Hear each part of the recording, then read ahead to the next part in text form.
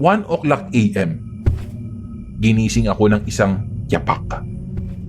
Malalaking yapak. Rinig na rinig ko na may taong naglalakad. Hindi lang isa. 2 sila. Pinalibutan nila yung tent namin.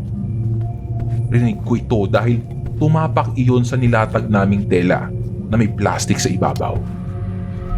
Naaninag ko yung anino nila. Hugis babae ito dahil maliit ang pangangatawan. May anino rin na mas maliit sa kanya. Hugis bata. Maya-maya, lumapit yung isa sa tent namin. Bumibilis yung tibok ng puso ko pero hindi ako makagalaw. Ginigising ko si Jay sa tabi ko pero hindi siya magising.